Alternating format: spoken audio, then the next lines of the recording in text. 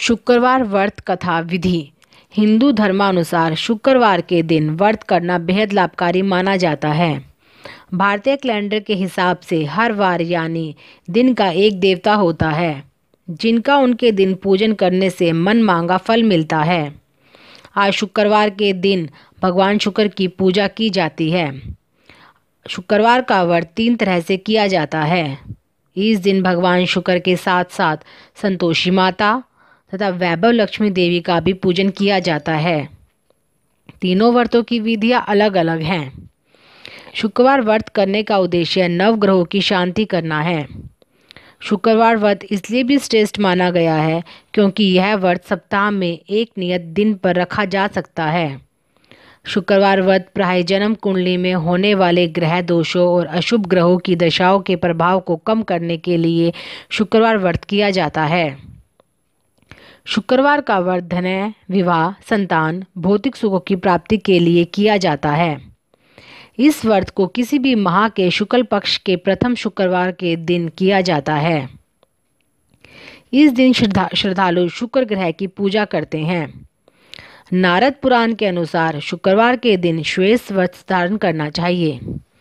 इस दिन व्यक्ति को पूरी विधि विधान से शुक्र देव और लक्ष्मी जी की पूजा करनी चाहिए। पूजा समाप्त होने के बाद उन्हें खीर का भोग लगाना चाहिए। भोग लगाने के बाद पहले खीर सफ़ेद गाय को खिलाना चाहिए। उसके बाद स्वयं भी खाने में ही खीर खाना चाहिए। व्रत समाप्ति के दिन पूरे विधि पूर्वक लक्ष्मी जी की स्थापना कर उसकी पूजा करनी चाहिए तथा पूजा के दौरान द्राम द्रीम द्रोह सह शुकाय नमः मंत्र का जाप करना चाहिए तथा हवन करके सफ़ेद कपड़ा, चांदी का सिक्का, फल, दूध आदि ब्राह्मण को दान करना चाहिए। शुक्रवार व्रत कथा। मानिकपुर नगर में 3 मित्र रहते थे। उनमें से एक कायस्थ, एक ब्राह्मण और एक वैश्य था। वे तीनों हमेशा साथ रहते थे। तीनों का विवाह हो चुका था। ब्राह्मण और कायस्थ के लड़कों का गोना भी हो चुका था, लेकिन वैश्य पुत्र का नहीं। उसके दोस्त उसे अक्सर कहा करते थे कि तुम अपनी पत्नी को उसके मायके से क्यों नहीं लाते। तब वैश्य पुत्र धनराज ने अपनी पत्नी कुसुम को लाने का निश्चय कर लिया। अगले ही दिन धनराज ने माता पिता से अपनी पत्नी कुसुम को ले जाने की बात कही। उसकी बात सुनकर वे हैरान होते हुए बोले, बेटे, अभी शुक्र अस्त हो रहा है, इसलिए अभी बहू को लाना उचित नहीं है। कुछ दिन ठहर रुक जाओ। लेकिन धनराज नहीं माना। वह कुसुम को लाने ससुराल पहुंच गया। ससुराल में धनराज की खूब आवभगत की गई। धनराज ने कुसुम को विदा करने के लिए कहा तो उसके सास ससुर बोले, बेटे, अभी शुक्र अस्त हो रहा है, ऐसे में लड़की को विदा नहीं करते। कुछ दिन ठहर जाओ, फिर हम कुसुम को खुशी खुशी विदा कर देंगे। लेकिन धनराज यहाँ भी जिद पर अड़क गया और कुसुम को लेकर ही वहां से विदा हुआ। धनराज कुसुम को जब अपने घर ले जा रहा था तो अचानक बैल तेज गति से भागने लगे। रास्ते में पड़े पत्थर से टकराने से गाड़ी का पहिया टूट गया। फलस्वरूप कुसुम को काफी चोट आई। दोनों को आगे की यात्रा पैदल ही करनी पड़ी। सुनसान रास्ते में गुजरते हुए डाकुओं ने उन्हें लूट लिया। उनका सारा धन, आभूषण और वस्त्र छीन लिए। किसी तरह से वे घर पहुंचे। दूसरे ही दिन घर में धनराज के बिस्तर पर सांप चढ़ गया और उसे डस लिया। सेठ जी ने बड़े बड़े चिकित्सक बुलवाए, मगर कोई भी चिकित्सक जहर उतारने में सफल नहीं हुआ। दूर दूर से सपेरे बुलाए गए, लेकिन कोई भी धनराज को नहीं बचा सका। धनराज की मृत्यु हो गई। उसी समय पंडितों ने सेठ जी को एक बात बताई कि आपके बेटे ने शुक्र अस्त होने पर बहू को विदा करा लाने की भूल की है। यदि आप शुक्रवार की पूजा अर्चना करें और बहु शुक्रवार का व्रत करें तथा कथा सुनकर प्रसाद ग्रहण करें तो शुक्र देवता की अनुकंपा से धनराज पुनः जीवित हो सकता है। सेठ जी ने पंडितों की बात मानकर अपने मृत बेटे और बहू को वापस उसके ससुराल भेज दिया। कुसुम ने अपने घर पहुंचकर शुक्रवार का व्रत किया और पूजा पाठ की। उसने अपने पति की गलती के लिए शुक्र देवता से क्षमा मांगी। फलस्वरूप धनराज जीवित हो गया। धनराज के जीवित होने से घर में खुशियां भर गई। उधर धनराज के माता पिता ने बेटे के जीवित होने का समाचार सुना तो शुक्रवार का व्रत किया और गरीबों को अन्न, वस्त्र और धन का दान दिया।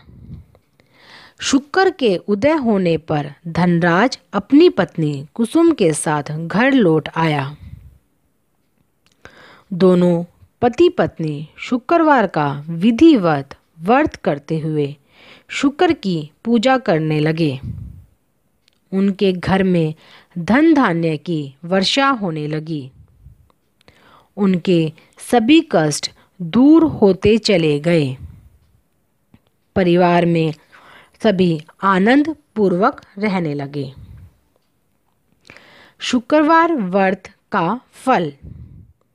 भगवान शुक्र की पूजा करने से सभी प्रकार की चिंताओं से तो मुक्ति मिलती ही है, साथ ही जिन लोगों की शादी में अड़चनें आती है अर्थात शादी नहीं होती है वह भी दूर हो जाती है।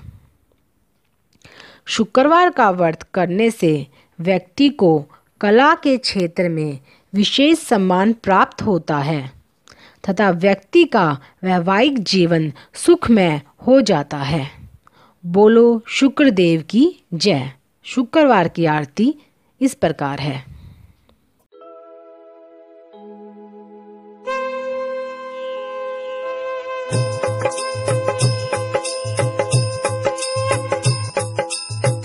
आरती लक्ष्मण बाल जति की, असुर संहारन प्राणपति की। आरती लक्ष्मण बाल जति की, असुर संहारन प्राणपति की। जगमग ज्योति अवधपुर राजे, शेषाचल पे आप विराजे। घंटा ताल पखावज बाजे, कोटि देव मुनि आरती साजे। आरती लक्ष्मण बाल जति की, असुर संहारन प्राणपति की। क्रीट मुकुट कर धनुष विराजे, तीन लोक जाकी शोभा राजे। कंचन धार कपूर सुहाई, आरती करत सुमित्रा माई। आरती लक्ष्मण बाल जति की, असुर संहारन प्राणपति की।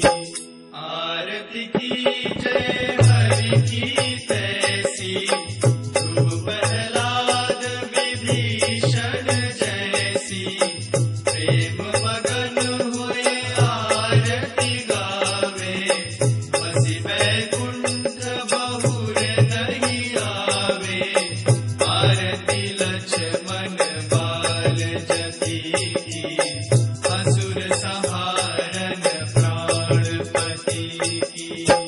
भक्ति हेतु लाड लड़ावे, जन घन श्याम परम पद पावे। भक्ति हेतु लाड लड़ावे, जन घन श्याम परम पद पावे। आरती लक्ष्मण बाल जति की, असुर